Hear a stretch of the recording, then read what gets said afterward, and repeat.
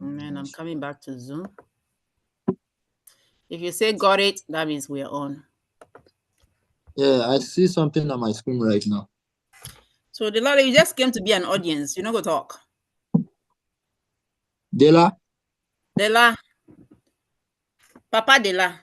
He you said he don't wants go. to Yes, I'm just here to support. listen and But your support. Yeah. fine face, so your fine face. So are you single or not single? In case some ladies start calling me about the fine brother.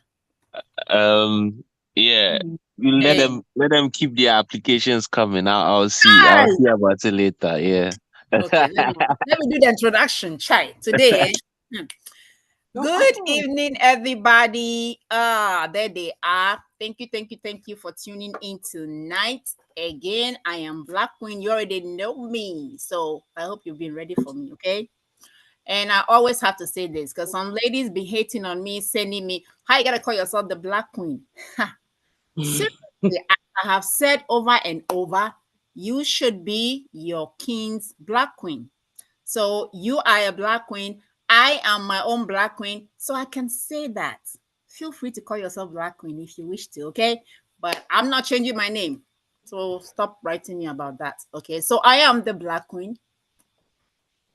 And welcome to the show where we talk about everything Black.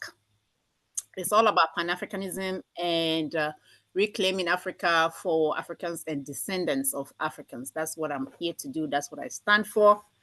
That is what I'm going to die doing. So, with that said and out of the way, I have this beautiful couple with me today. You know, we've been talking about a relationship between diasporans and Africans. I call it when Africa meets the diaspora or when diaspora meets Africa. And there's so many exciting things in between there. There's love, there's, well, a whole bunch of stuff. I call it a good, bad, ugly, and everything else in between. So today we're going to talk to these awesome people here, KB and LaShawn. And if I say the name right, I beg you, don't beat me, I beg. If you're in Ghana, you should be excited to know that. Right. If you're in Ghana right now, you should be excited to know that as we are speaking, these people are in Ghana. But I'm going to let them do their own introduction so they can add their one or two where they want to add it. Because I know this Papa man over here, they want to say something about somewhere that is called N, but I'll leave it like that. So I'm going to stop now. Again, I'm Black Queen. Welcome to the show and stay with us because you're about to learn some things, especially for those of you who are dealing with some love relationship across the ocean. You're texting, you're typing, you're doing video calls, you're doing phone chats. It can become reality. It really could be the love of your life. And I really want it to happen because I believe that for Black people to really be liberated economically, psychologically, any other way, we as a people all over the world should connect. Okay. So I'm going to be quiet now for 2 minutes. And then, ladies first, or however you want to go, please introduce yourself to the audience. Okay. All right. Hello. My name is Queen LaShawn. I'm from Atlanta, Georgia. And I Yay, decided to Atlanta, Georgia in the house. I'm in Georgia. I'm not going to tell you where so though, but I'm in here Georgia. across. So yes, I'm here and I'm enjoying it. I love it. Um, Found the love of my life here, and we just trying to do our thing. See that word love? It always makes me smile. I don't know why. If I hear love, my face just start going like this. Love is a beautiful thing, oh, black on black, chai. Oh Anyways, let wow. me stop. So, Mr. Loverman, please, Yeah. want to say something and add that to your beautiful, lovely lady's introduction? Okay. First of all, my name is KB. I'm a Yoruba man from Lagos, Nigeria. Um, living here in been living here in Accra, Ghana for like 10 years now. Um, I'm a tour guide, social worker, travel photographer, and the king to a beautiful queen. Chai. Right My beside brother me. is learning you. See, my All brother, the you way, are learning, you. all the way. You are learning because usually I'm gonna say it, and the African guys are gonna get mad at me. But I'm gonna say, usually our culture, they're not very good at showing, affection, especially Affection. outside of the bedroom. So that would be a question that I'm gonna ask because I tell people this all the time, and they're like, "What?" I said, "My mother and my father were married for I don't know how many years, forever. I never saw them kiss." Wow, really? That's You're interesting. shocked, aren't you? Because we come from a culture. Don't, sister, trust me. I've Well, been living in America and I struggle with it. I did read that they weren't really affectionate in public, but not just, I don't know. I mean, but Just the public is everywhere. So far as somebody has eyes, I mean, we Mhm. children, we're there, we're looking at them. So I'm not Uh, gonna say we don't hear things at night, but let me just be quiet about that one. But what I know Right. is that in public, so imagine when I first came to America as a teenager in high school, they were just all eating each other's faces all over the place. I was like, oh, somebody help me. My God. It was something else, but we'll get to it. But thank you. I really want to appreciate you guys for honoring my invitation. I actually had somebody who lives in America. So you know how we do every time we have no life. We make plans and then work calls and we have to drop it. So we're gonna talk about that. But I had a different guest coming on, but they had to Okay. work. They had to Right. work. If this was Ghana, you'd be like, I have a show I have to go to. I cannot come to work. In America, they call, you don't say I have a show, you don't say I have a Yeah, funeral, you don't say anything. You say I will be there. I'll be there. Even when your bones are broken, you just limp yourself over there. Because do you know why? Because you can go, you can choose not to go. But if you don't go at the end of the month, your check may- be maybe shorty, you have shorty, found another shorty. job somewhere. You have to do what? Maybe you have found another job somewhere. You have found out if you don't go, Another job somewhere. If you don't if go you to don't. your work. Well, there's people have 2, 3, 4 jobs, you know what I'm saying. But things that if you don't go, somebody is waiting to take your job to see the problem. So you cannot do shakara small, you can't be like, I don't know, I have a funeral. They'll say, okay, bye. Or today Man. I'm All right, tired. you are tired. Try Or that and today see I'm what you tired. do. I don't want to go to work. You will stay home, no problem. By the end of the month, you call them and you'll be crying because your paycheck will be short, right? Right. So let's get to the show though, because we're here to talk about love, my favorite word, especially black on black love. I just love to talk about black on black love. It's beautiful to me. You can't blame me. I'm an African. Africa was born in me, according to Dr. Kwame I, Nkrumah, right? And if he sorry yawn, for it's not because I'm boring. He's yawning because it is 1 a.m. over there. But you can see yeah, my yeah, I sister just from come from America is wide awake, like me, because she's on don't Georgia time. mind me. I Yeah, just we woke won't up mind from you. Papa, we don't even see you. Me, I've seen my sister. Me and my sister. We don't see you. uh, Don't get uh, jealous. Don't get are jealous. you are you I want to show people about sisterhood in Ghana today. So, let me and her show how is this done. Real sisterhood, right? So look at her.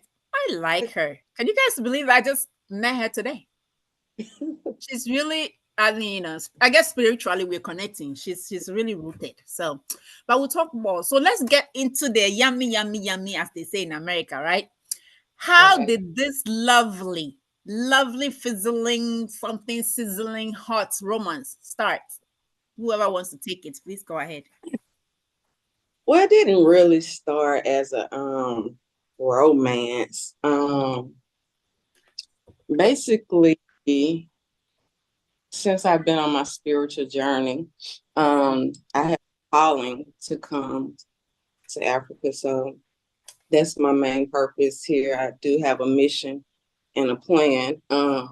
So amongst that, I was just doing my research and joining different groups and just learning more and more about Ghana. And I ran across this young man who was a tour guide, and he had a lot of good information to provide to me. And it just went from, just basic conversation. I would go and ask some questions, things of that sort. And he was very attentive, very responsive. So it just went from just that to us just communicating, and somewhere we just had a connection, and it went from there. Oh, sorry, I got distracted for a second. I have a call named Papa Immigration Lawyer that comes on to answer some questions for people who are looking into, this type of relationship. And, so he's, he said he's No worries. waiting for the link.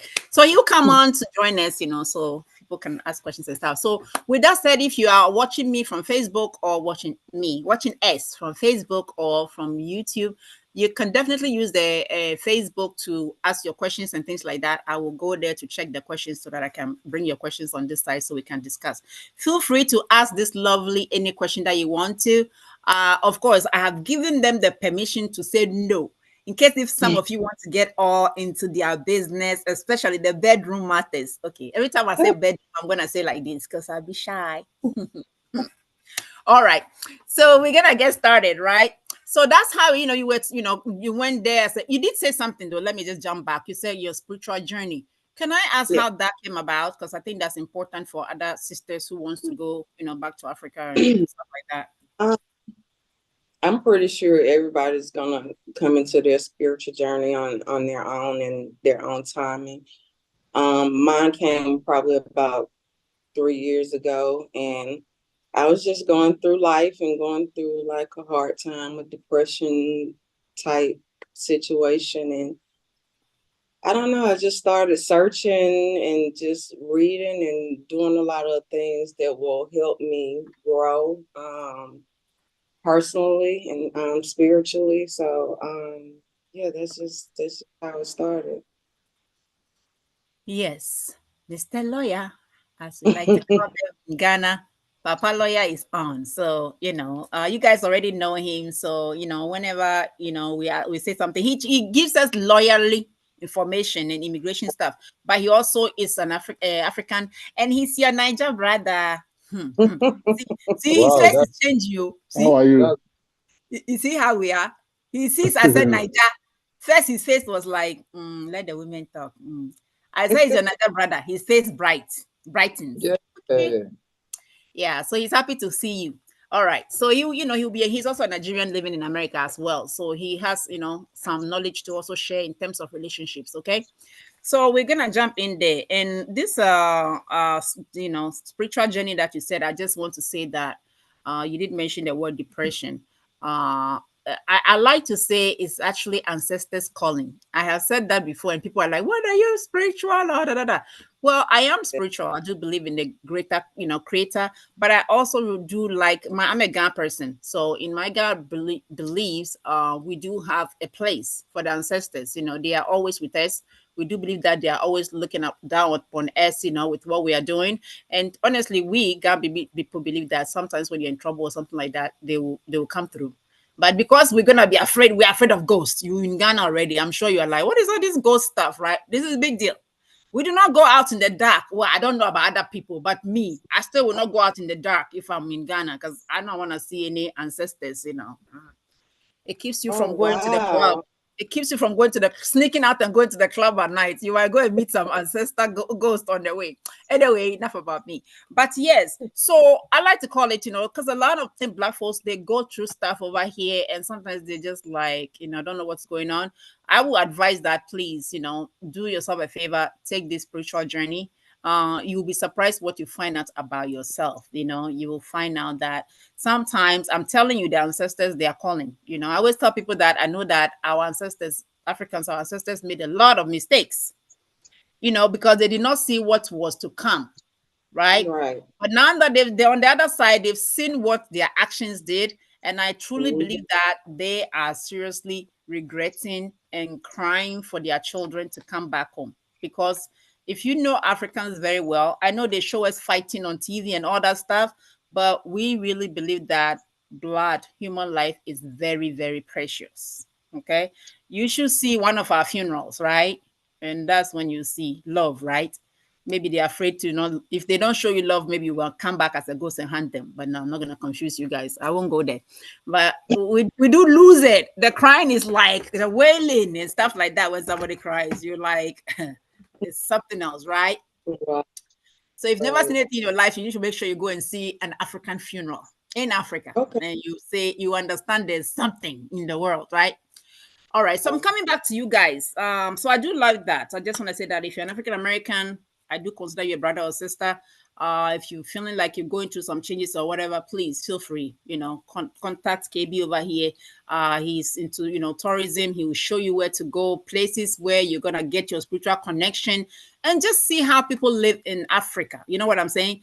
I live in America. I've lived in America for a very long time. And if I tell you the kind of images that, sister over here, she knows the kind of things they show in the media about Africa. No wonder Black folks never want to go there. Right.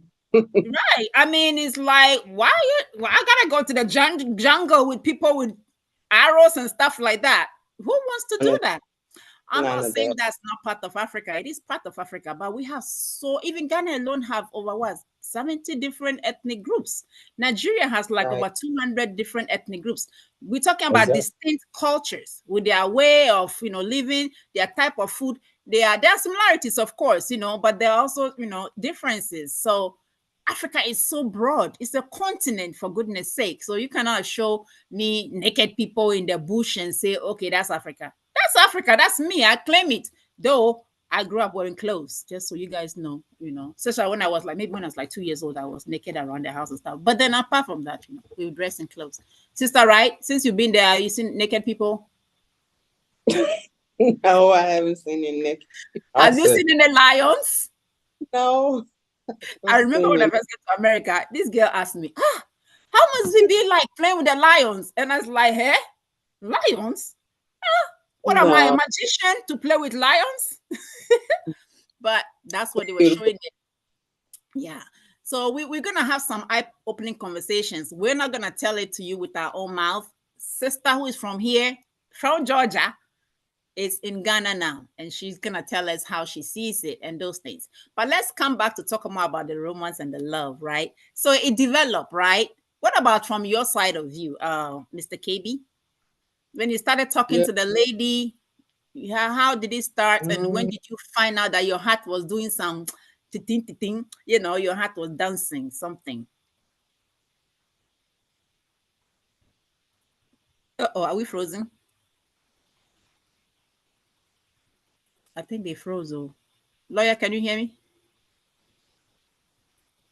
Oh, this line. I can hear you. I can hear you. I don't know about them. Okay, so yeah, I can also hear you too. Okay, so there must be the problem, right? But they are there too. Hello, guys. Let me see. They are in Ghana, right? They are in Ghana, yes. Okay. Oh, don't go say Ghana light off. Oh, you also have it in Nigeria. You are the one confessing. Yeah, I'm confessing. I'm confessing. I just asked questions. Please, so the other day I had a show and it was like light off. I said, what? I need to go and talk to the government people when I'm having my show. Please, no light off, okay? Yeah, so they are in Ghana. But your Niger brother, KB, he said he's been living in Ghana. He's a Yoruba guy, but he's been living in Ghana for the last 10 years. I just got a text. I don't know if they're trying to text me, but let's see. All right. So whilst we are doing that, Mr. Lawyer, if you have a few minutes, can you, again, talk about, immigration, if somebody is in that situation and they're thinking about bringing their partner over or vice versa, right? Let's put your information out there because I know a lot of people, ask me these questions about, bringing a partner there here or taking a partner there, how does that work out? I know you've shared that information with us before, but whilst we are waiting for them to come back on, can you go ahead and talk a little bit about immigration, that is Africa to here to Africa, okay, please? Yes, thank you. Hold on 1 second. Let me get on the video. Thank you. So yes, in terms of bringing somebody over to the US, of course, going from US to Africa or Nigeria or Ghana, probably is a lot easier. But if it is the other way around, maybe coming to the US, that is what my focus is on. If you are coming in based on family-based, in this case, there are several ways you can come to the US, obviously. There are several ways, but here we are talking about family-based. Either you are coming as a fiancé, or you are coming as a married spouse of a US citizen. All right? So in this case, if you are looking at the fiancé option, say you you meet somebody. Of course, the Like law they are, allows. I think they are in the fiance situation. Yes. The So for law allows. them, Yeah, I mean, the law allows you to meet any U.S. You can marry or get involved with any U.S. citizen. But when you are doing if you are at this fiancé stage, the single most important requirement is that before you can file as a U.S. citizen, you can file for a fiancé who is not in the U.S. The single most important requirement is that both of you must have met in person. met in person. If you are filing it today, it means that most of you must have met in person at least once in the past 2 years. 2 years, within 2 You years. understand? Within 2 years of the time you start the application process. Now the question is that how do we meet? All right. I've seen people get involved online, fall in love online, propose online, talk online, call themselves fiancés online. They have never met. All right. Then when they get to that point, when they are not told the requirement, they begin to find it really, really difficult because it never occurred to them that we have such a strict requirement. The USCIS is very strict with that requirement. If it comes to fiancé level, fiancé visa, you must have met in person. Now, how do you meet? Meeting could be anywhere, as long as you can prove it that you actually met in person. So it could be in the non-citizen country, meaning the US citizen will visit. All right. It could Like it be has to be physical. yes, it has to be physical You don't have meeting. to meet in the other person's country. You You can can meet meet. where else. You can meet in the third party country. Say, okay, you don't want to go. The U.S. citizen doesn't want to go to Ghana or doesn't want to go to Nigeria, and they meet in Dubai. Say in Dubai, it's a third party country. It doesn't matter where they meet, but that requirement is very, very. They are very strict with it. All right. Oftentimes, you find the U.S. citizen asking, "Oh, what if I can invite him or her? Let the meeting happen in the US." Do you understand what I'm saying? Yeah. So let the meeting happen in the US.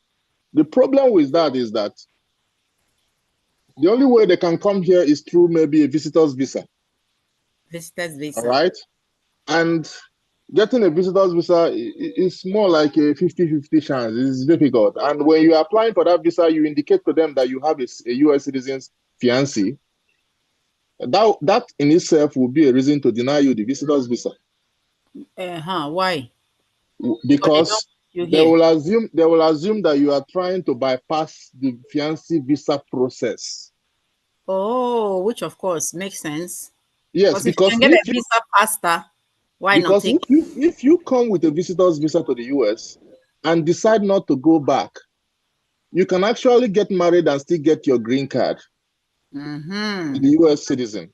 So if you indicate to them at the point of applying for the visitor's visa that you have a US fiancé, all right, they will automatically assume that you are trying to bypass the fiancé process. I don't know if you get what I'm saying. I get it. No, I get it very well now. That's why I was taking notes because I want to understand that part very well. So what I find out is that a lot of times people will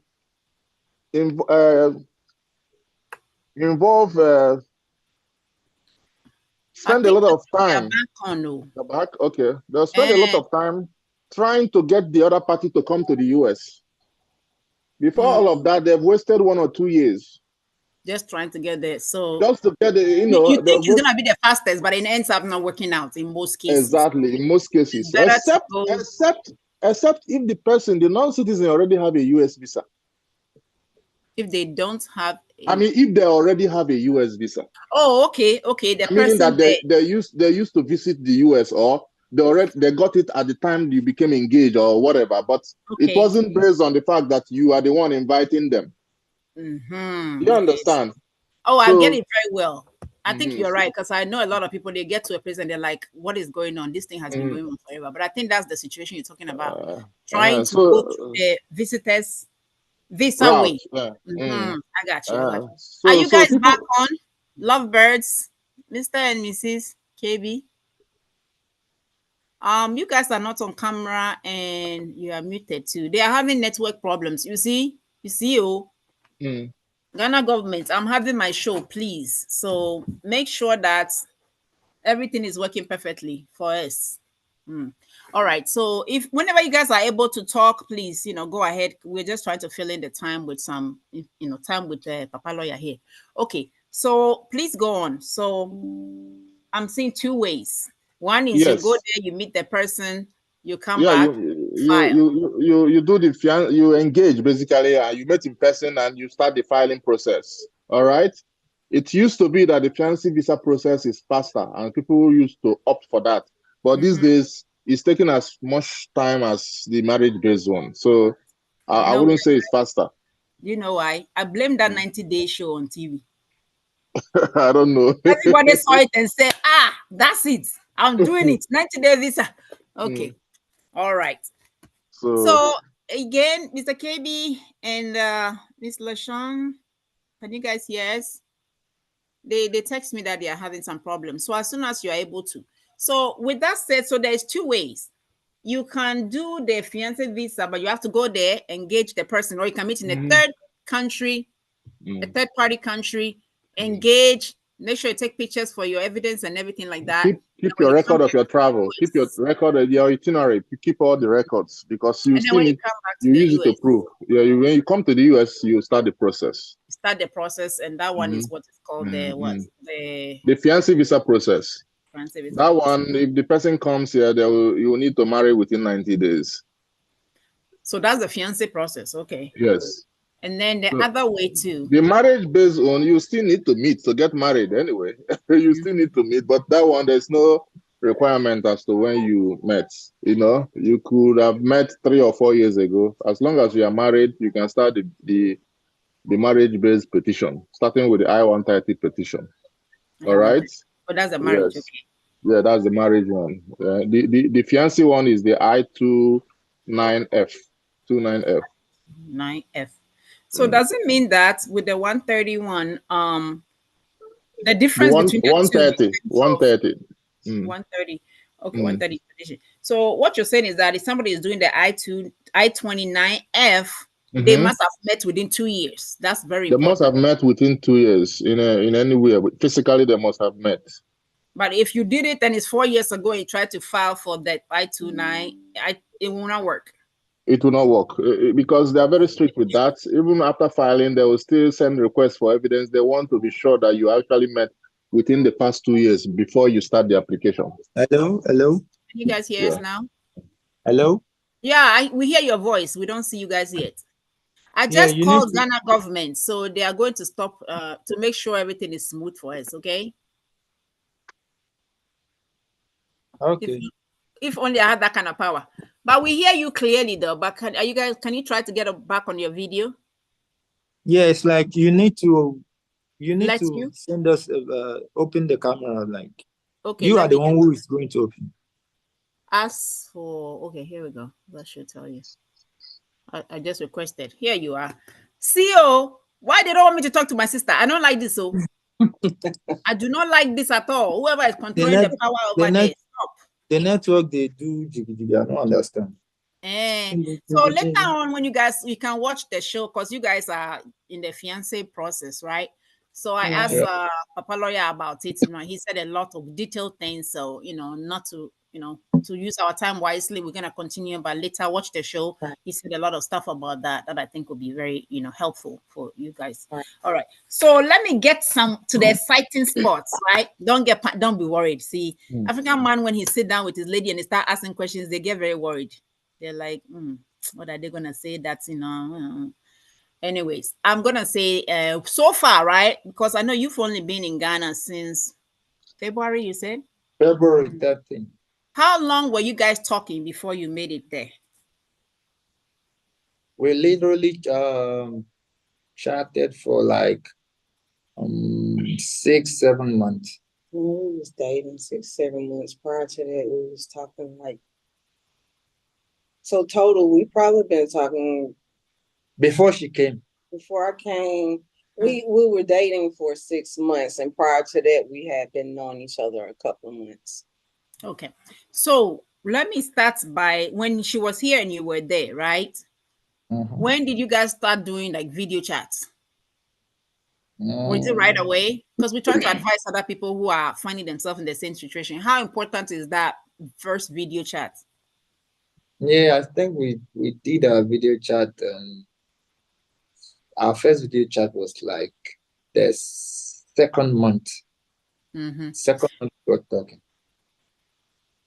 How before then, right? Did anything change? You know, when you started, did anything change after you did the video chat? No, when she saw me, she was She was like, "This is your face." And this yeah, thing. she fell in love with it. I don't know. She fell in love with the face. What about it for you, sister? Did the video chat change something? It didn't change anything. No. Did it make it more real for you? Yeah, it Yeah. definitely made it more real. And we're trying to help other people. So as we go on the show, we throw in some advice and stuff Right. like that. For me, Right. video chat is a must. If you're talking It to is. somebody and you don't want to do video chat with you, I say run. Because, Ooh. yeah. Do you not agree? Well, let me say this. Now, everybody's journey might be a little bit different, but Mm-hmm. for us, for the most part, we didn't do a lot of video chatting, especially in the very beginning. It was mostly conversation. I did insinuate video chatting, but he had issues with his phone, which Mm-hmm. should have been a red flag. According to me. No, I'm sorry. Okay, so I was wrong. He had issues with his phone, and he would tell me that his video camera wouldn't work very well. So That's possible. yeah, So I stand corrected. that was a red flag, but it wasn't to the point where it made me not want to talk to him, because the conversation was more important than just seeing him right off the bat. So yeah, when I did get to finally video record with him, it gave me a sigh of relief. I would think But so. for the most part, it didn't run me off or anything like that. So for some people, it might be a red flag, and they might be like, You just said something though. I think I was thinking with my American hat for a second, because honestly, the phone could really be a problem back home. Some people yeah, have a phone, and if they try to do video, it won't do video. It will only allow them to do, and stuff like that. So, It's just yeah, like the quality of my camera, the phone I was using was not top yeah, notch. But I could yeah, do video calls with her, but it's yeah. not like I'm hiding my face or something. But we enjoy voice conversation Voice conversation. most But time, see, yeah. we're trying to advise other people. So some people, it's a big red flag. And I even just said that a few minutes ago. So I changed my mind. So far as the phone is the issue, but if you're a man over there or a woman over there, what you have to do is that if your phone doesn't do that, at least get somebody else's phone. Make sure the right, person Yeah. sees you. I But we mean, I do video really, chat. yeah, We do use video chat somebody's phone. At least you can use on somebody's a some, friend's phone or yeah. something, just to make sure that you have that, because listen, somebody tried to scam me. And I said, okay, let's talk video. And then they talk video, and it was like, I don't know what they thought. Thank God I was not old and blind, because it's like I'm doing video, I see a face, but it's yeah, like a but you couldn't picture. really see that, It's a right, picture, and somebody is talking through the right, hole at the mouth. And I'm like, come on, you could do better. I mean, unfortunately, people are going through a lot in the world, and it's causing people right, to do ridiculous things, no right. justification, but when people are suffering, they will sin, Do anything. you know. So let's come back to you. So let me ask you, what was your first experience like? This was your first time in Africa. So Right. when you were going, what did you tell your family you were gonna go meet your guy? No, no, no, no, no, no, no. My family tour. already knew that it was a part of my mission, my plan. So this mission was way before I met him. I had Okay. already began to plan to come here prior to me meeting him. He was just an addition to, Okay. to, Even to makes it me. better, right? Yeah, because I Yeah, was gonna ask right, how right. your family. Yeah, I was gonna ask like, how did your family react to? You're gonna go there, meet some guy that you barely know and that kind of stuff. So they knew you Well, wanted to travel, anyways. they weren't going to be comfortable with me coming and just not knowing anybody. Mhm. But the fact that I did have someone, I kind of slowly introduce them to them. But my kids are grown, so they were very understanding, and they knew that this. I'm sorry. You have big kids? Me? Yeah. I have three children. Wow. See how black is beautiful, eh? Yes, my daughter is 26, and my goodness. oldest son is 21, and my youngest son is 13. Okay, so she's shaming me over here. I have one. She's really shaming me. No. Yeah, I'm bigger than her, one big sister. And I have one big kid. But, well, no defense. I was going to say in my defense, my child was born in America. But her kids, it's hard. Yeah. I just want to tell people back home, because sometimes you can't, home, you've seen how the kids run around. If you live in a compound, whether you like it or not, you are a babysitter. Because somebody's like, I want to go to the market. Just watch the kids. You're like, oh, before you say something, they're gone. But here in America, man, I was bathing with one eye. My daughter was in the little basket thing. And I'm like, ooh, for real. It is not easy having children in this country, Not at all. So all you African ladies back there who, I want to go to America. I want to go to America. Okay. Be be thinking about it. There is no grandma in the middle of the house to say, hey, grandma, watch, my cousin was great at doing this. She's out the door, and then she looks back. Can you just keep an eye on the children? Before you could even say yes or anything, she gone, right? You can't do that in America. And if you leave them by themselves, the police will come. Right. Anyway, so let me get your first impression, right? Papa Naija make you look smiley. I'm starting with her, but I'm coming to you, eh? I wanted to ask. Okay, what was your first impression when you got to Ghana, the airport? Oh, Lord, like I say, everybody's journey is gonna be different. But I had a hard time because I had a few issues. And so it wasn't really easy for me. Like issues that you can talk about? More personal, or just talk to us. Sisters want to know. You know what I'm saying? We learn from the bad, right? Maybe if there's certain things you would have done differently. I think their camera is doing it again. Ghana government, please, make I do my show in peace. Can the rest of you guys hear me? Mr. Delali. Or is it me? Am I the problem? Yeah, I can hear you. Okay, yeah, we can hear you. So they are frozen again then. All right, Ghana government, I beg you. Make I do my show. Yeah, they have problem again. So, Papa Lawyer, Mr. KK, we are coming back to you now. So yes. You talked about the two ways, right? So we'll talk about the fiancé one. Yeah, you have the fiancé one, then you have the marriage-based one. The marriage-based one.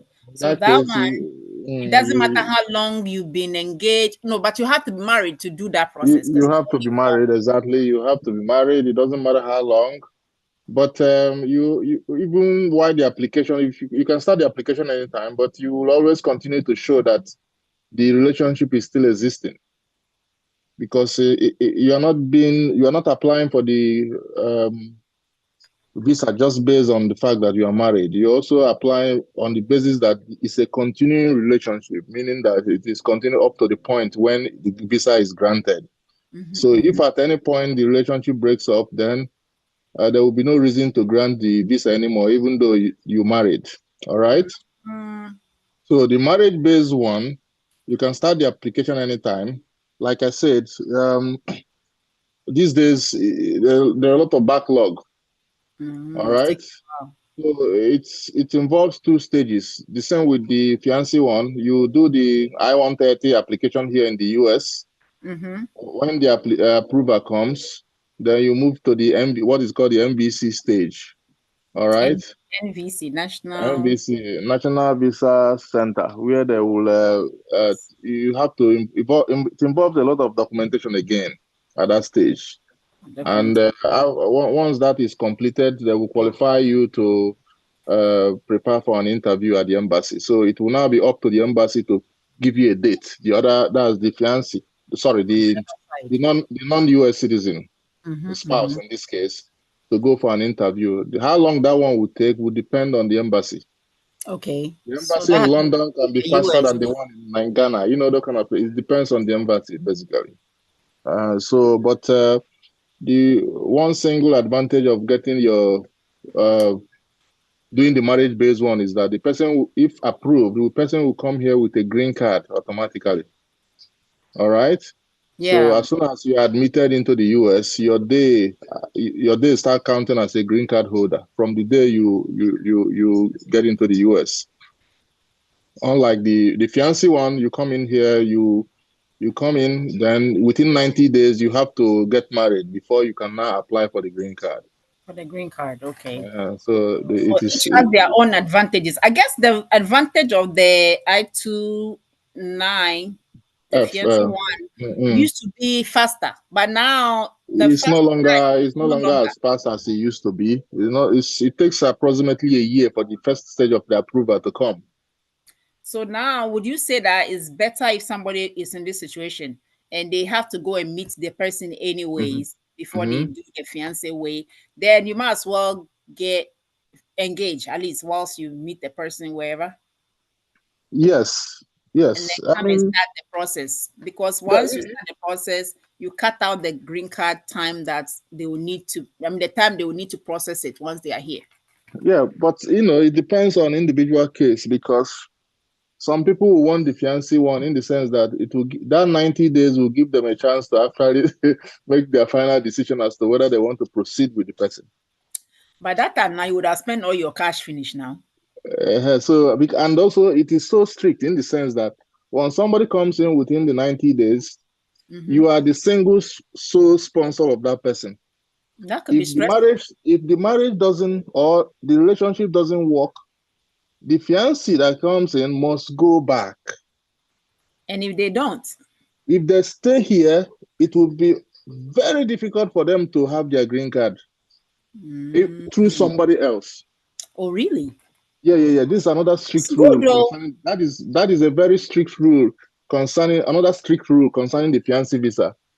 If you come in, say the non-immigrant comes in here within the 90 days, and for some reason, because you that is applying, the US citizen applying for your fiancé to come over, you have a contract with the US government, basically, that you are the sponsor.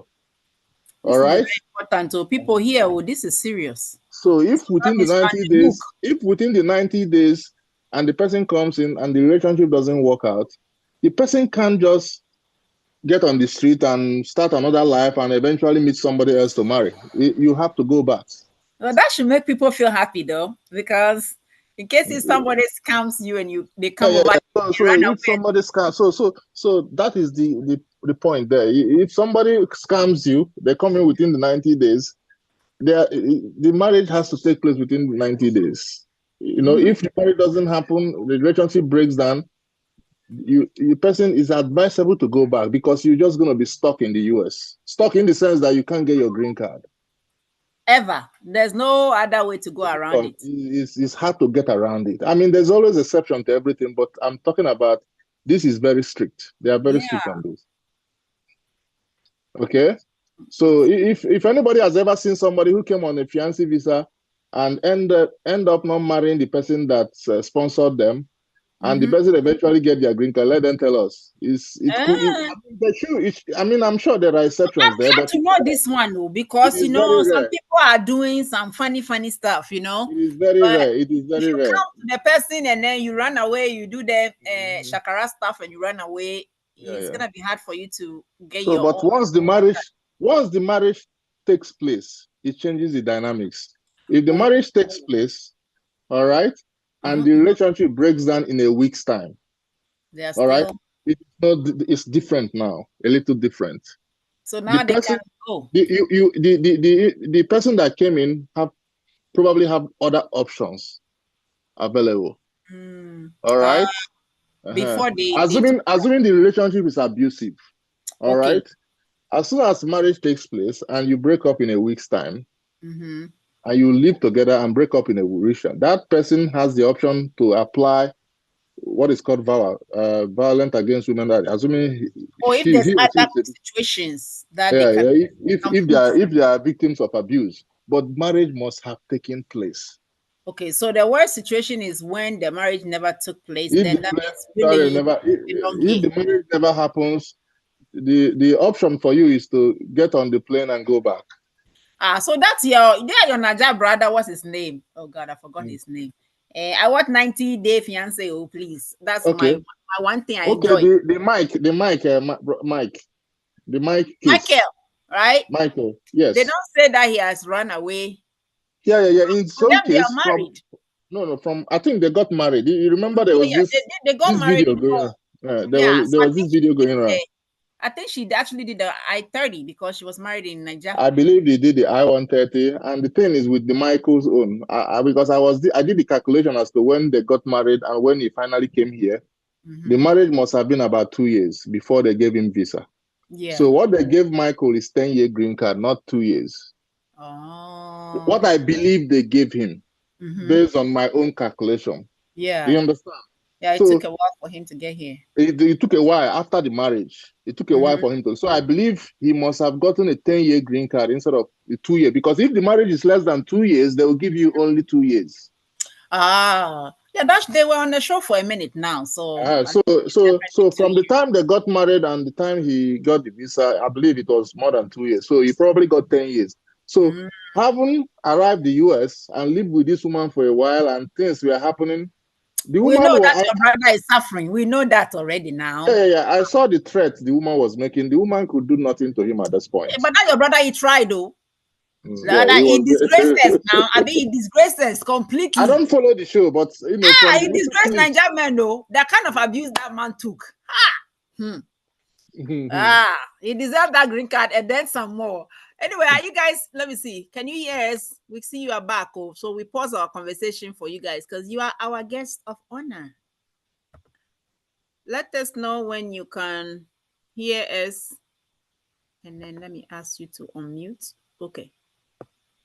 Yes, so that's your brother. He has saved himself then. So he will be okay.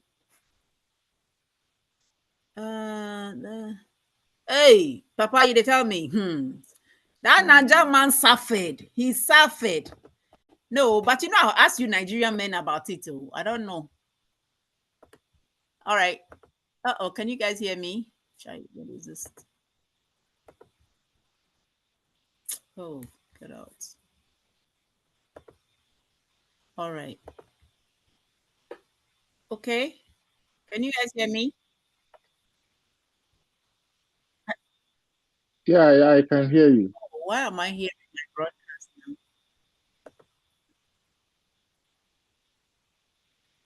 Oh, forgive me. Oh, something is talking in the background.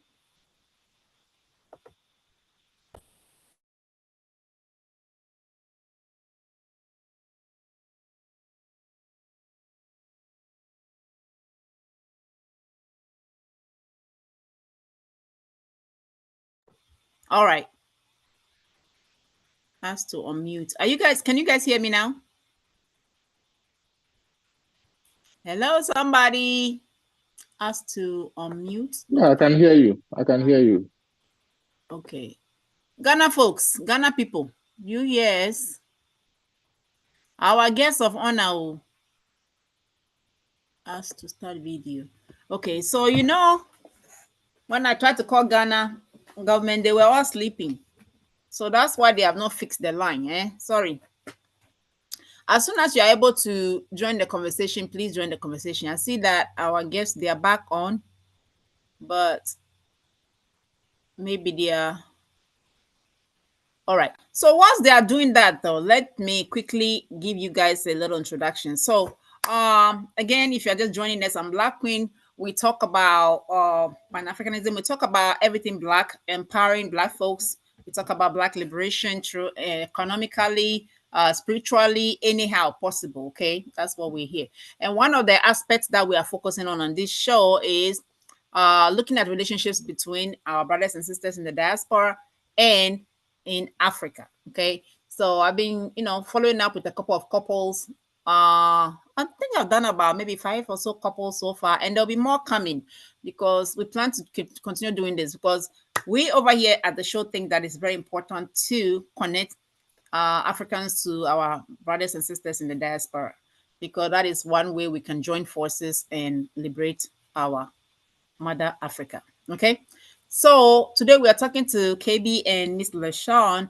LaShawn is actually from Georgia. Yeah, Georgia in the house where I'm living at in the USA. I'm originally a Ghanaian from Ghana, of course, from Accra. And that is where LaShawn went to go visit KB. KB, actually, like he explained, is from Nigeria, but he's been living in Ghana for 10 years. I always tell people that when it comes to where we are from and all those things, we're a lot more similar, though we have small differences here and there. Because if it was not for those colonial lines that the Europeans drew, this one is mine, this one is mine, this France says this is mine, a lot of our people are same people. It's just that those colonial lines really put boundaries where there shouldn't have been boundaries. Sometimes it divided people in, same ethnic groups into two. So now you have Hausa living here, maybe in Nigeria, and then you have Hausa living in northern Ghana, that kind of thing. So he's been living in Ghana for the last 10 years, though he's from Nigeria, and he's doing fine. Hello. He's enjoying my Hello. food. Yes, you are back. Yes, Welcome can you back. hear? Oh. Yes. When I You don't call come. you don't come, please come. But we don't see you. They don't come. Hey, but you muted us. You muted I everybody. didn't. So I'm not the one. When you come in, you have to mute. Or you're not able to. It's not me. I don't get that kind of power. Oh. Trust me. I wish I had that kind of power. Because Anyway, welcome back. Again, we were talking about immigration stuff whilst you were gone. A lot of important information and nuggets that Papa Lawyer is giving. By the way, he's Mr. Okeke, okay? So, and he's practicing law in America. He does immigration, he deals with immigration issues and things of the sort. So, Papa, stop yawning now. Me, I'm not boring. Should I come put pepper in your eyes now? I don't want to do it though. I beg you. I beg, sister, can you tickle him for me? Cha cha cha cha. See, wake up. So let's make you talk small, okay? So now let's talk about communicating. Obviously, you guys are, you are not like 15 years old, and you talked about having children. So obviously you guys had been in different relationships before you found each other, correct? Right. So Yes. I'm gonna go and talk to Papa KB for a second. Okay. You've had relationships with Nigerians or mostly Ghanaians before her? Actually, I had a relationship with a white girl before her. Yeah. Look at me. Yeah, because I work as a tour guide, so, and I live in Kotey-Quaye. Kotey-Quaye is like a white man's like a lot of tourists come here, and that's true. That's true. Yeah, so I just it was nothing really serious, just those university volunteer students that used to come to Ghana, for so. No, I know there's a lot of, because I lived in Kokrobite myself some time past. I actually did research over there. So those people there, by the way, Kokrobite, it's me. It's me, now, Dr. Na. Those are my people over there. I tell you, they call me the Rastafarian lady. That time I had my dreadlocks when I lived there. So wherever I go, they said Rasta. I said, Rasta woman. Like 208. I was doing research. True story. But anyways, so yeah, I know there's a lot, because there's a beach, a very beautiful beach over there, and it's a spot. Yeah. So a lot of white folks go there to enjoy our music and that kind of stuff. So I'm not gonna dig into that too much. So apart from that relationship, did you date any Ghanaian girl before? I have not been lucky. I've not been with the Ghanaian girls. I've not been lucky. Well, you not get money. You said you bet. I'm sorry. Thank God, say you know. Sorry, that's not true. That's not true. Yes. My sisters over there. My Ghanaian women like chop. They don't I beg you. They don't. Why you beg me? I'm telling you. No, you just didn't find the right one. The right women always they don't have money. Oh, Chalakwe, my boy. Oh, sorry, he made me forget myself. I'm a girl lady. He's messing with me in my language, right? I'll beat you. Please don't go there. the Ghanaian lady, the Ghanaian lady, they don't, most of them, they are not looking for love. They are looking for help. Oh, please don't. Well, let's not talk about that one. Let's leave it. I already mentioned that when people are dealing with extreme poverty, right? The truth of the matter is that if you have a daughter and you're a poor family, right, and you're really struggling, obviously you're looking for a savior, right, to come in and help the situation. It's like they say, I think Najapo will say that it's poor and poor together, it's not good matter, it's not good mix. Yeah. But so understand though. I just wanted to make a comparison, the people that you dated home versus your relationship with her, because I wanted to know how it is like for you. I want to ask you something, sister. Yes, please go ahead, dear. This is a good topic because I always wanted to know this. And since you're Ghanaian woman, you can answer this. I always wanted to know why the African men don't want to date within their culture. Like, why do they want to find an American woman? Or why do Ghanaian women prefer other cultures than their culture? Sister, are you trying to put it nicely? That's a big mouthful. So if you go down, go. It's like, to me, it's like Ghana has so many beautiful women. Why are y'all looking for American women when all these beautiful women right here? So it's we do, eh? Try. Wait, make her flex a little bit. She said we have beautiful women. We do. Oh. You see sisters with buttocks, eh? Hey, I'm a woman. I'm a woman, but when I'm in Ghana, some of the buttocks, I'm not the one who's looking at them. They are looking at me. The buttocks. They see the buttocks. Man, I know why men get confused in Africa. I don't lie. I know why men walk and they fall into the gutter. Because me, I'm a woman. I have my own. But as I walk on Ghana Street, the buttocks will be pulling me. My eye is like, look at me. It's like, show. So I understand. The buttocks be problem. Let me go back and talk to you. So this is what is happening. As you've been in Africa right now, you've been in Ghana. You have, coming from here, I'm sure you've seen a lot of, how should I say it? Brainwash people, right? Nobody should come and beat me. You people, you better not freeze because you're looking like you are freezing. I'm answering your question. So come back. Why is Ghana Power doing this to me? I don't like it too. When I'm about to say important stuff, then the power goes out. So the question that she asked, she says she sees that a lot of people want to date people outside of Ghana. Okay. I think specifically more about American sisters and brothers and that kind of stuff. First of all, since you're already there in Kotey-Quaye, you would have noticed that there's a lot of Black folks also dating a lot of the white folks who are coming into the area, visiting, okay? And personally, I think there are two things. I think there's still brainwash. Colonial mentality is still going on, okay? In the sense that a lot of people back home are not exposed to the way white folks live, and the way the colonial power kind of structured it, it was always white people are better than everything that is local. Okay, I'm just saying the facts. This is what it is. Even up to now, when people are buying even food products and stuff like that, they don't want to buy made in Ghana. They want to buy made in somewhere else. So I'm speaking to all of her. She has a very good question. And I think it's the same idea with also probably dating outside of Ghana.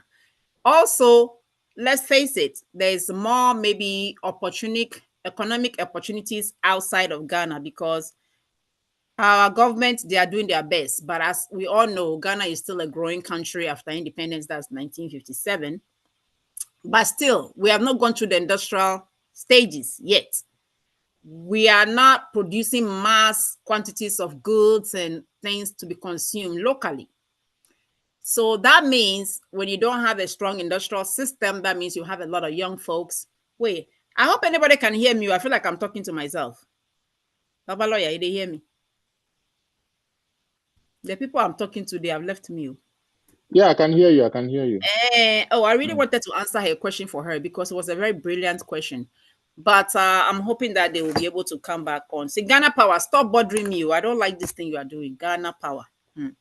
Yeah. So I think that has to do a lot of it. A lot of people are, it's not that there are no beautiful women and handsome men in Ghana. There are. But a lot of times, the Ghana people, I'm a Ghana person, they say, show your fault. And I think the best way to say that in American language or English is like the grass is always what? Greener on the other side. And unfortunately, that is part of the brainwash in a lot of African countries or cultures where it's like, oh, somewhere else is better than what you have right now. And let's not forget to talk about the media, right?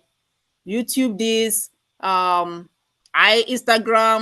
I powered this, whatever, everything, Instagram, everything that people do on any corner of the world right now, everybody can look at it. Okay.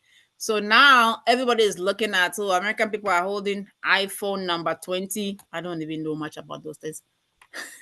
But everybody can see how everybody else is living. So the world has changed. Therefore, if you're here, you think, oh, it's better over there. I don't have an iPhone 20. Oh, somebody in America has iPhone 20. And people are just showing off, right? On the internet. So everybody is looking at, oh, if I marry somebody from outside, I'm going to have a better life, right? I'm going to have this. I'm going to have this. Maybe things that I couldn't get if I were to marry somebody locally. But I'm going to tell people, since our couple are still trying to log back in, let me check on them for a second. I want to tell people this one.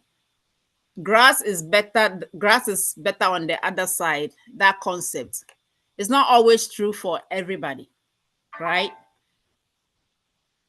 Just because you marry somebody and you come to this side, it doesn't mean that your life is about to be magical or anything like that. For those of us who are here, every time we talk to you guys back home, you think, oh, we don't want somebody else to join us over here. But if you know how people are suffering over here, maybe you rethink it. And I'm not saying traveling is bad. I'm waiting for you guys, so you are making me talk all my talk. Let me check on them to see if they are. I know they are still they're still struggling to get back on, but I really love her question. But I wanted to talk more to them about their situation in terms of talking about love. But the internet will not allow us.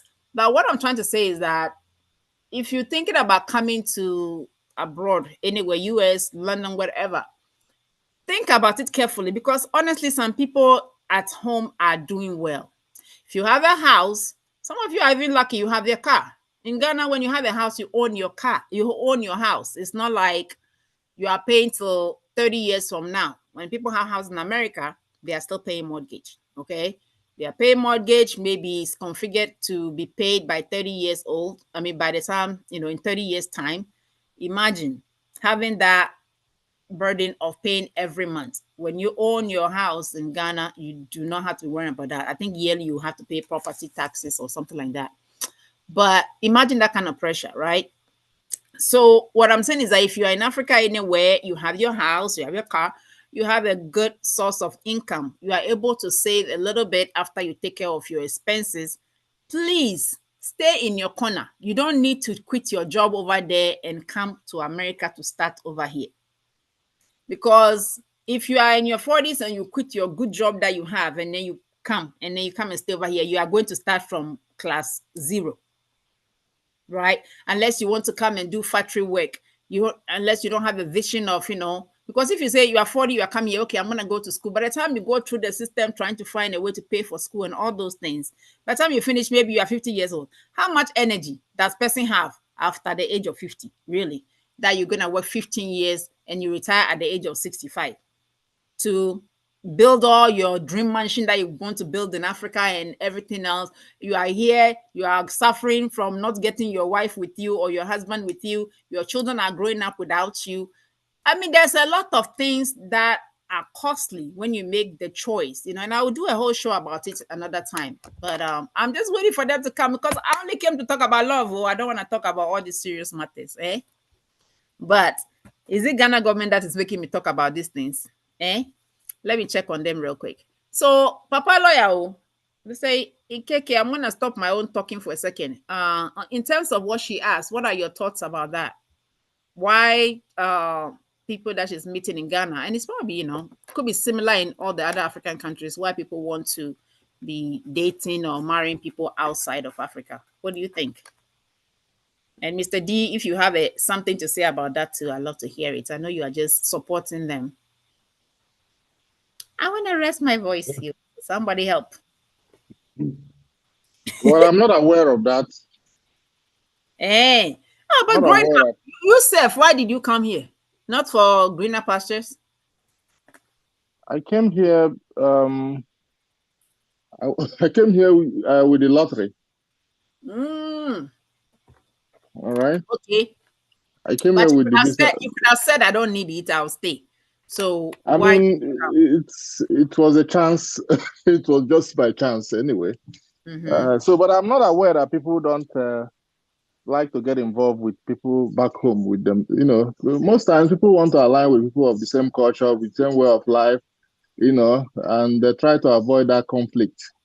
But Maybe we are older generation, but the younger one now, because they are watching all this internet stuff and they see yeah, that American people have certain, material things that they consider to be, desirable.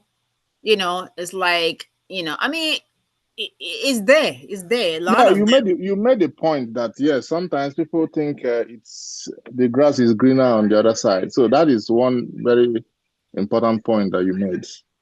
I agree with that. That can be something that will entice people to want to, uh, be in a relationship with people coming from the Western world, not necessarily America. Mm-hmm. All The right. Western world. Yeah, that could be one of the reasons.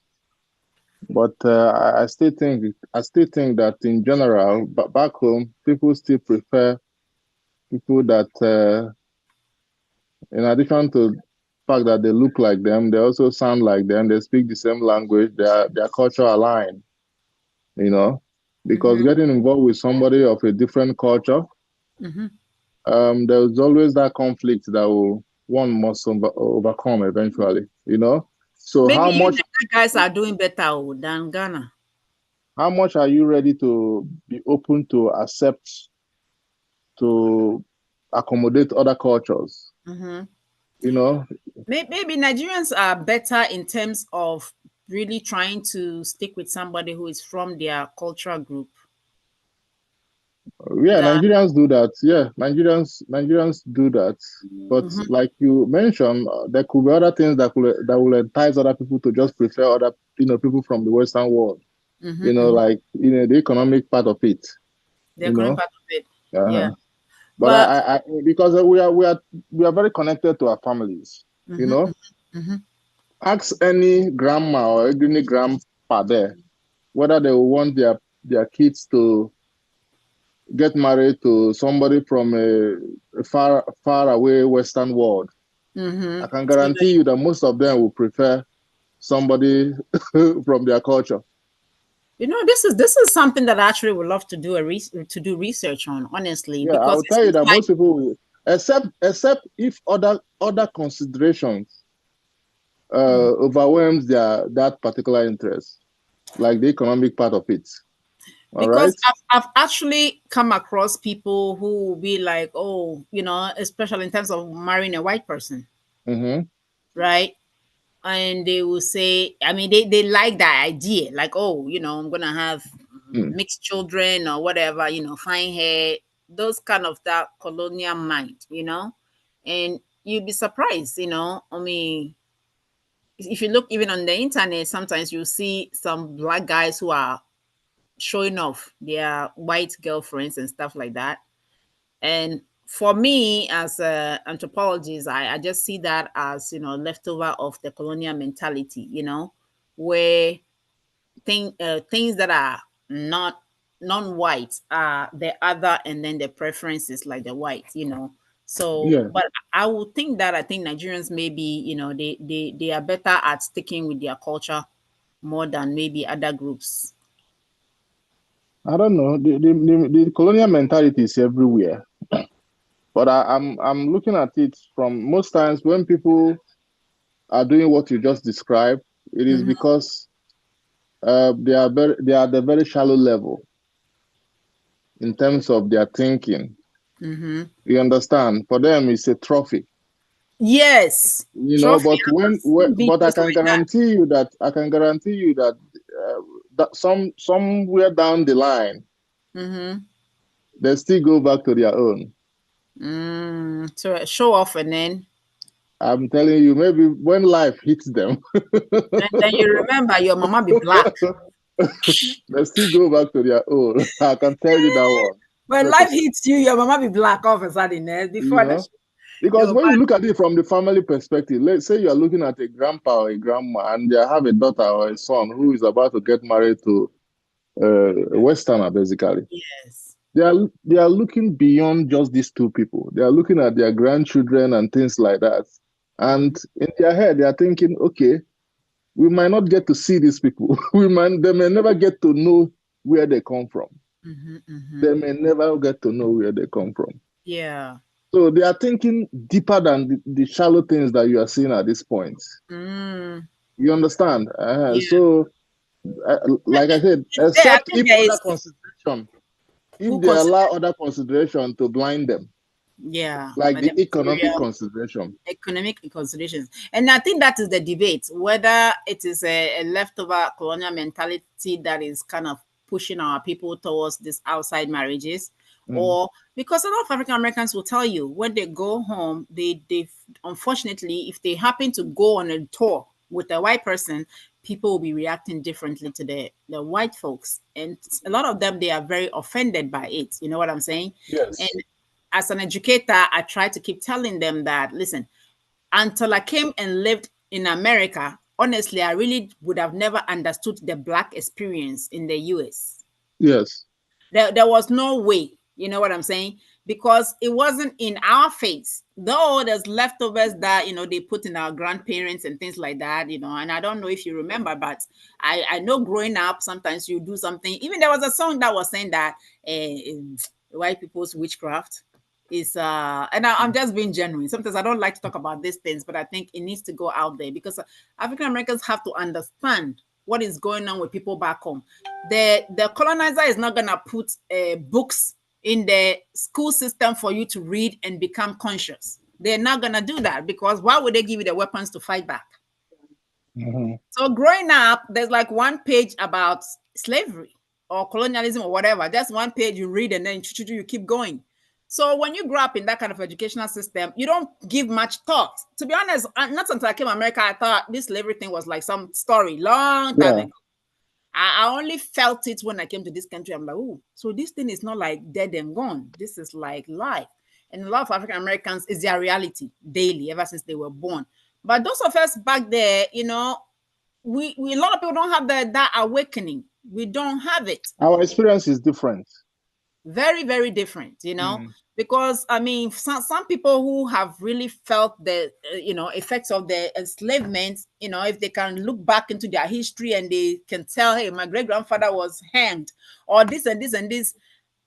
I don't think they won't take it lightly, you flaunting to them that blah blah blah. So you can see where those people are coming from, and when they go to Africa and they see those things, they're like, what is happening here, But that's what I'm trying to do, the education back and forth, that you have to understand where the brothers and sisters are home. Some of them are. They've never lived with a white person. They've never. When you live here, you realize, everybody is people. Everybody is people too, right? Everybody do bad thing. Everybody do good thing, Exactly. But when Yeah. you are there, it's like everything good on that side. Everything bad, Now, devil self be our color. Imagine that, right? Me, I go as far as look in the dictionary and I start talking about words in the dictionary. They say what? Blackmail. Why no white male? So those things are there. And, sometimes we have to go deep enough. But I just think that there needs to be education because I think a lot of people back home, their reactions is based on ignorance because they just don't know. Not ignorance as insulting somebody, but Yeah. just not being exposed. Yes. Right? How these people live and that kind of things. Oh, so Ghana government, this is what you are doing to me. Okay, this story we have not even gotten halfway, and they are doing this thing to me. So what I have to do is that I might have to go and do a pre-recorded interview with them. because I don't want to just be staying here. I have to go and eat too. But I want to thank you. As you can see, Mr. D, it's not me, it's the Ghana government that is doing this power problem for me. Mr. Okeke has been helping and he has been answering a lot of questions. If you are just joining us, this is Black Queen. I was doing an interview with a couple who are in Ghana right now. The sister is from here, Georgia, in the USA, visiting her fiance, a guy in Ghana. So I was speaking to them face to face on the show as they are talking to me from Ghana, but we're having some interferences with the network and everything else. So they have this, their story is still more to be told. I mean, there's a lot that we can learn from them. And as you can see, the sister has really, really great questions. And I was just digging in to get into some of the challenges that they have faced in their relationship. What is good? What is bad? What is working? What are going to be their advice for other people who are looking at the type of relationship they are dealing with? And those kind of questions I was going to bring to them. But unfortunately, let's see. Unfortunately, the line is not allowing us to do that at all. So what I'm going to do is that I'm going to just give a quick summary. Oh, did they come back? Look at that. Well, now that they just came back, we're just going to dig into some exciting answers so that we can leave here in the next 10 minutes, right? I don't want Ghana government to continue to disgrace me anymore. I refuse. All right. So as soon as you guys are in and you can talk, just jump in, okay? I really answered all the questions that you asked me. So you had to go back to the show, in the interest of time. All right, ask to unmute. Okay, so let me ask them to unmute. So you can also unmute at your end and then also turn on your camera, okay? As soon as you can talk, please go ahead. They are back, guys. They are back. Let me go to Facebook and see if I have some questions over there.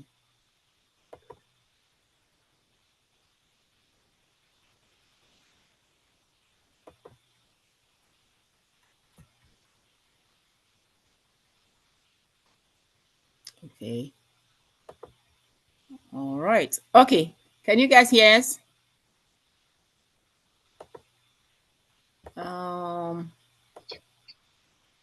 Unmute yourself, please.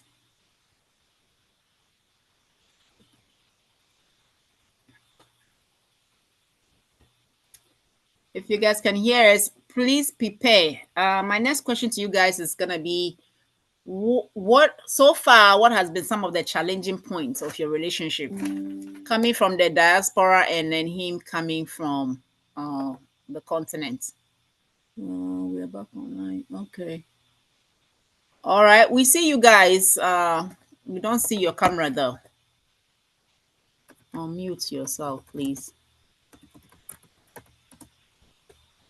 So they are back online.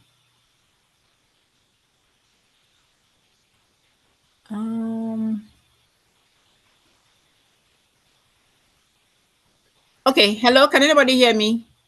I hope I'm not by myself again. No.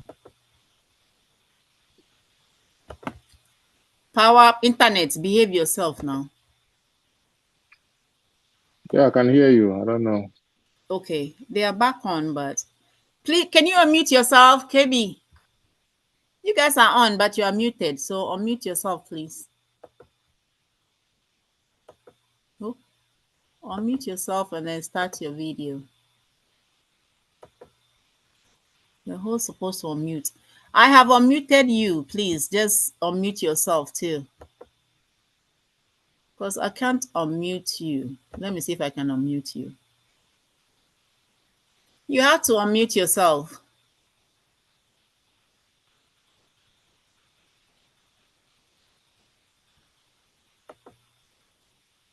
Okay, I'm going to start singing you. La, la, la, la, la. Okay.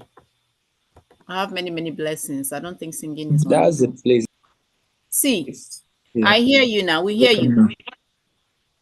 Sorry, you guys were having so much problem, but we want to hear some stuff before we let you guys go. I know it's been a while. Thank you so much. I just requested video. There you go. Ghana government, you are not helping me at all. When we come back online, you as a host are supposed to unmute us and share the video. No, that doesn't not how it works. Everybody, you come on, you turn on your own video. Really? I try it on Maybe it's my the smart setting. Maybe it's the from, setting. So sorry, here. It's not working. Sorry about that. Okay. So, Sister Lashawn, where are you? I answered your question, but unfortunately, you guys were not here. So, to save time, you have to listen to the show later. And I answered it, in fact, too much. Mr. KK also, chimed in and we answered it a lot. We're gonna talk about what has been the challenging part of your relationship ever since it began. I'm getting out of Mr. KB, prepare yourself. Yes. Now it's time for you to talk. What has been, and let me apologize for him in advance. Whatever he says on the show is excused because I don't want him to be in trouble with you. Okay, so he can speak freely. You promise? Say, I swear everything that she says is fine. Okay, she says she's fine with it. So, what has been the challenging part of having a relationship with a sister from the diaspora so far? Me or she? You, but she'll go next. But you are Yes, first now. a lot of things. Break it down, Papa. A lot of things like communication wise.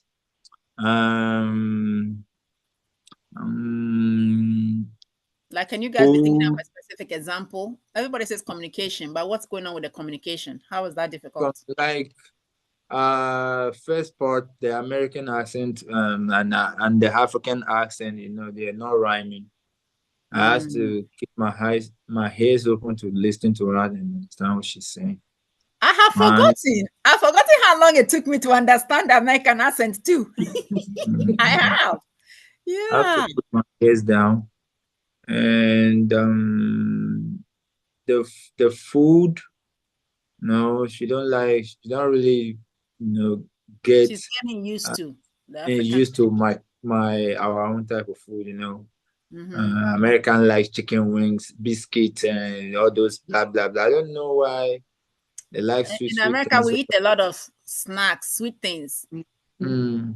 Even tomato sauce, they will put sugar in it too. Everything sugar. Oh my God! I see. That's why everything sugar. They like sweet things, chocolate, biscuits. And I think African men, like you want to talk about what African men say about eating sweet things. They don't like to eat sweet things. They say to kill them. He says for children. He says sweet things are for children. But don't mind him. He's lying. They say to kill it will kill the gentleman that it will kill the man's power. That's what. Don't mislead it. The sweet things are for kids. Isn't that what they said, Mr. Keke? Is that not what African man say? That sweet too much things sugar are for stuff, kids. They said too much stuff will kill the power man. Forget about that. Sweet things are for kids. Period. Biscuits. In America, everybody eats sweet things, but no, African men, they don't like sweet. I remember the last time I had chocolate or sweet or biscuit or I don't eat all those. America, that is all you will get. Why they don't sell rice and beans and bread and yam? They don't sell normal food there. Yeah, actually, it's very true. Like when we were kids, that's when you want to eat the sugar stuff, the ice cream. You want to eat porridge. Things that are sweet. Biscuits. Yeah, they want to. African man wants to get up. He wants to eat proper food, right? Straight. I will give you no breakfast. Breakfast is like you're enticing your stomach slowly, right? It's like no, bring me the food and the stuff, right? But my dear, you can make your own tea, right? You can make your own. I think a lot of time people do tea, Milo. Everything that is mixed with water and sugar, we call it tea. Even if it is Milo, you will see they'll call it tea, right? So communication, food, transportation transportation. Think about the transportation. Let's go to her. What about the transportation? Sometimes we have to walk. She don't like walking. No beautiful high heels. No, let me correct that. It's not that I don't like walking. I just don't like walking long distance. He can walk all day long. But I don't like walking long distance. It's not that I don't. And it's hot too. It's hot for her. And the sun is hot too. And sometimes she can't condone this. And the sun is very hot in Ghana. And when we are in the sun, she don't talk to me. The face is always like, and me too. I don't want to. I know. You don't want to look for trouble. My level. So I know myself. Me too. I'll just face front and be walking until You we too. get. That thing is not nice. That thing is hard. Yeah, I until we mean, get to the taxi station, and where we are staying is not far from the taxi station. I mean, so me, I feel like, yeah, we can just for walk. you, it's short distance. In America, we get out of Yeah. our house, we jump into car. Ah, Yeah, you we don't people. in America. We don't walk much. Oh. You get out of your house, kick with your key, you jump Right, into car. right. You know, it's a way of life here, and that is why we're also dying. You, I should say, see, because of the kind Too of food much we eat in comfort. Africa, the kind Too of food we much eat in Africa, comfort. you have to walk to You have work to it. walk. Walking is exercise. So all the people that when you come here, you try to eat fufu over here, and you finish and you jump into your car, that is dying Yeah. slowly. You know, most of us don't go to gym here, but you see that everyday walking. It's called It's everyday Jimmy. yeah, That's what we it's call it. gymming the leg and Yeah. and the roads are familiar with the legs too. So I can walk. I can walk from Okrobite to Kaswa. Yeah, but see, your legs are long. So when you're walking with a lady, you have Mm. to, Oh stay yeah, close you by. sometimes but we just stop a taxi and I don't want to stress her a little bit. And sometimes we can walk when we are going to the beach and when we are coming back home. I'll let us use the taxi. So I I'm just have trying to to, say, let her do it according to her pace, so it's not yeah. like punishment. So no. She always say I'm No, punishing you her. don't feel it. You don't feel it. When you do something all the time, it becomes cocoa. It's so easy for you, right? Mm. But for her, she has to build her heart, So yeah, you come to love it. Now when you come to yeah. America, you're gonna feel like, oh my God, I'm feeling so, something. But it Yeah. will take a little time to get used to it, right? And you cannot wear beautiful shoes. When you Oh are going no. somewhere nice, That's out. That's out. yeah, you always have to carry your slippers because if you I when I live in Kokrobite, if you know the kind of fools I've made myself over there, sometimes I go out and I'll be coming back and I try to walk in the sand and stuff like that Oh, with heels. Oh my mm-mm. God. I've broken heels, so many heels It's a over there. wrap. Yeah. But let's talk about some things over here. So for you, so far, what have been some of the difficult things? If you can remember some specific example, like he said, communication. And the power cut too. Oh, the power out. But she said she Mm. has not experienced it too much though. Or have you? It doesn't bother me as much. I just use that as spiritual time. And then you have generator where you are at, right? Yeah. Yeah. So if you have generator, then you not get complained though, right? Yeah. Is It's not. the places who don't the heat. The heat too. When the generator goes down, that's the problem. The heat will kill you. Oh yes, it will. But you know what? When I was something I Yeah. learned in America, I went to go visit some friends who were African American one time, and it was very hot. I went to Miami, and I remember it was so hot, but for me, so hot, so what? Life must go on. And I said, yeah, let's go out. And my friend is like, what? In this heat? No. Black folks, we don't go out in the heat. And I'm like, what? And they were saying, oh, they'll get darker. And I'm like, we're dark. Whatever we do is still darker. You know what I'm saying? And I was so surprised. I wanted to go swim, and they're like, we don't go swimming in this kind of heat. I don't know. So those are gonna be some of the challenges. But let's talk specifically between a man and a woman having a relationship, right? What are some of the things that you had to work through? Like, okay, this is not how American men act. Something that you think is strange or whatever. I'm talking to you, sister, now, and break it down for me. Give it to us. They're not very African men. Well, I can just speak KB. on him. Yeah, he's not very emotional. He don't show many emotions. So it's just like what you see is what you get. I have to kind of pull things out of him. So he's just not, I don't know how to say it. I don't want to say he's in a shell, but I guess he's still trying to learn me and I'm still trying to learn him. But yeah, I want him to be more expressive with his feelings and welcome to being with an African man. Sister, but there's a lot of good things about the African man, but then yeah, there's a downside, and it's not our culture. It's not. It really is not. I think, and these are the things that I mean, men from here and men from home, they can work together. Because the African man is like right. supposed to be hard, the protector. And they're like, why do you want me to show Right. if I'm crying, then who is gonna solve the problems? So whatever you throw at them, they give you, I'm the man, I got it, you know. And Right. me living in America for so long, I have the same problem with African men too now, because I'm like, you're not even showing you care. Yeah. So I really have become Americanized, and I didn't realize. Oh my God. Oh my God, that's awakening, because when I was married, that's what I felt. I was like, you're not even showing emotions, Right. you know, those kind of things. But I mean, you've been there. People don't really start crying unless somebody dies. If a man Right. starts crying, it's like, who died? Who died? Am I lying? Like, why would I cry? If there's a problem, I'm the man. I'm supposed to handle Right. it, you know. So, but Mr. KB, you have to work on that, right? Because you know, when you venture across the ocean, there's gonna be different cultures, right? You're gonna take the good and then the bad, right? So you know, you work on it together. But apart from that, you know, in terms of, you know, because we say the same thing about the African men, that they are not so affectionate. But I think for them to show that, it makes them feel like they are not strong. Right.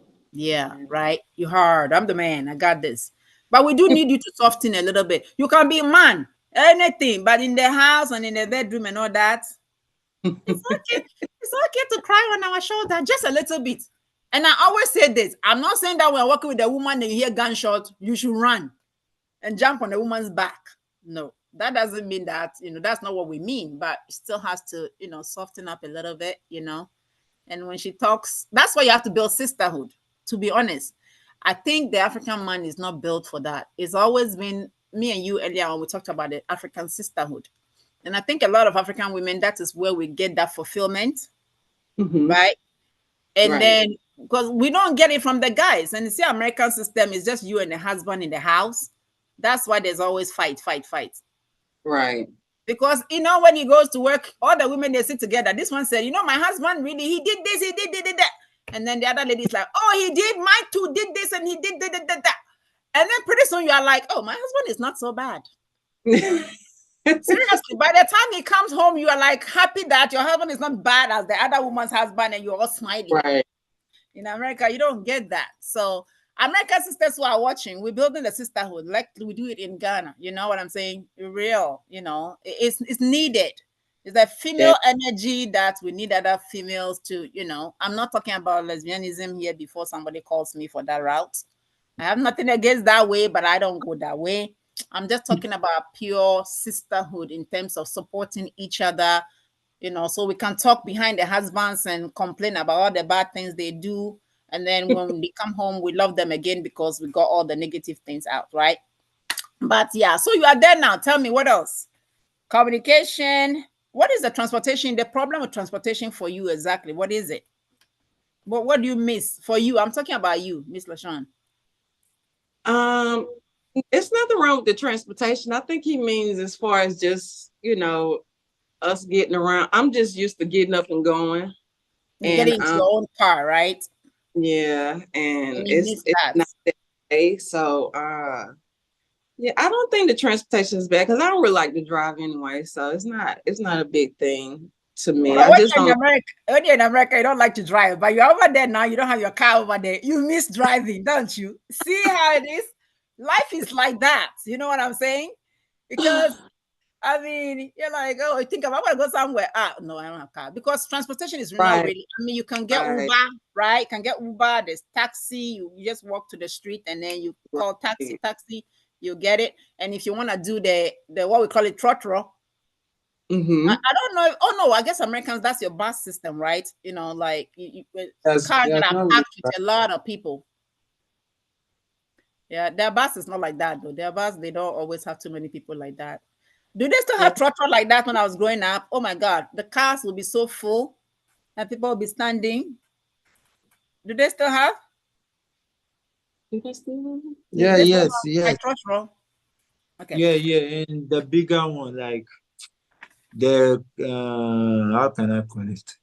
The normal trotro, everybody will sit down, but the bigger one, that one, like the school bus. The bus, right? That people stand in the middle and stuff like that. Yeah. So if you're planning to go to Ghana, transportation is not bad. I mean, but you can get your car. I mean, it's just a matter of working towards it. A lot of people are driving, But you're from Georgia, you know Atlanta traffic can be crazy. Drive at your own risk. Yeah. Because Drive at your own risk. if you walk like some madman you will see a mad driver to cut your leg off. Let's talk about that too. So when you go to Africa, please, please, the car is not looking for you. You are looking for the car. You are looking for the car. You are walking on the road, especially in Ghana. Over here, yes. You are walking on the when road. you walk, You have when to you be walk vigilant. here, you walk, ching, ching, ching. The car is supposed to stop for you. Try that. You come back with one leg, please. Even maybe come back with no legs. So they don't look out for pedestrian. You have to watch out for the cars, right? Pedestrian is road for them. It's very, very important that you look out for yourself. Yeah. Because here in America, I'm telling you, I still make a fool of myself. Because people walk when they cross street. Here I come with my mom running. She's like, run. I'm like, no, Ma, this is America. We don't have to run. She's like, we run. So I still run, All right. So, but I want you guys to think about so far. What has been? I'm stealing this question from Francis, the guy who was with us last time. He said, "What has been your biggest fight so far?" Biggest fight? Like really, really bad fights. Have you had one where you are thinking, "Oh God, I should go back to America"? Be honest now. Tell it. Share it. We don't. Okay, I'm gonna tell you. Tell me, sister. I have been here for a while now, and so my expectations was to meet everybody that he knows as soon as I got here. So a few days ago we had went out and we seen one of his friends, and one of his friends was like, where have you been, KB? Nobody has seen you, and your brothers and sisters have been your brothers have been looking for you, and they wanted to meet your wife, and why you haven't brought her around. And I'm like, I thought I met everybody. Like, who is these people I haven't met? Welcome to Ghana, an African family structure. I think they froze again. You see, when things are getting sweet, then Ghana power. They froze. Well, I think I'm going to call it a night, guys. There's so much good stuff coming on. I think I'm going to have to schedule them so we can continue this conversation. The power has not been very, very nice to us at all. You guys can hear me, right? Papa Lawyer. Yes. Mr. D, you're still here, right? All right. So I think I'm just going to end it right now because it's 11 o'clock and we've been having fun, but we'll continue another time. We've learned a lot so far. Everybody who has come on this show in this situation that they are, the diaspora and Africa relationship, they talk about communication as a big problem. To be honest, I've forgotten that when I came to America, I could not understand the American accent either. Even still, sometimes I come across people who are speaking American accent and I'm like, what are they saying? People from the North speak different way. People from the South speak different way. Of course, in America, they constantly remind me that I have an accent, right? They forget that they also have an accent to me, but that's culture, right? The other person is always something, and then, But anyway, so today we have learned that the communication continues to be a problem in any relationship, to be honest. But in this case, when you speak different languages, it becomes a very big deal. So if you are thinking of having a relationship with somebody in Africa and you are over here in the diaspora, know that communication is going to be something. Remember to talk slowly when you talk to each other so that they'll be able to understand the accent that you are using. You may have different English word for different things because Ghana, for example, is more British English than American English. What else? Transportation is not that difficult. Uber, you can take Uber, you can take taxi, but there's a lot of walking in Africa. It's not like you just jump unless you go and you bring a car with you and then you get your car out. But it will still take time for you to get through the port and bring your car in and all of that. So you get what we call free exercise. You don't have to pay to go to the gym to get a workout. Most of the time, if you just take a little stroll, you get a lot of workouts, which is good for the body anyways, right? What else did they talk about? So I'm just going down my notes here. So I'm gonna stop here. I covered transportation. They said communication. What else? And affectionate. So, I think a lot of even African women will say that our African culture does not really allow men to really be expressive, right? Because they are men supposed to be able to hold everything in and be strong and powerful, right? So that's what she's experiencing. So if you're planning to have a relationship with an African man, something that you might want to take into consideration that they may have challenges with expressing how they feel. Now they love deeply, sometimes our cultures, you don't even say I love you. You're supposed to show rather than just say I love you, I love you. So showing is how a lot of the guys show that they love their ladies, they love their women, they love their children, whatever. But they're not gonna be saying I love you, that kind of stuff. So I will stop here. Thank you so much for joining me today. My special guests, they are kicked out. No, I didn't kick them out. So it's Ghana Power that did it. So blame Ghana Power. But I'll definitely try to schedule another time to talk to them more about some of the other questions that we have, because the lady is she's very, very, she has some important stuff. And I'm trying to create a connection with the African American sisters. And she's teaching me some things. And I'm really happy to have her and forming some type of a sisterhood for us, especially she's in Ghana. So if you have any questions, you want to reach them, like he said, KB he does tourism in Ghana. If you need to get hold of them, just go through me, send me a message or anything like that. I'll connect. Again, Mr. Ifeanyi Okeke too, thank you for coming. He's very knowledgeable about this immigration stuff. So if you need to get hold of him, find me, and I'll point you towards his way, okay? And I'll convince him to give you some discount and things like that. So thank you so much for joining us tonight. It's Black Queen. I'm going away so I can go relax. All right, bye-bye. Good night. Baba Lawyer, thank you. No Bye. problem. Bye-bye. Take care.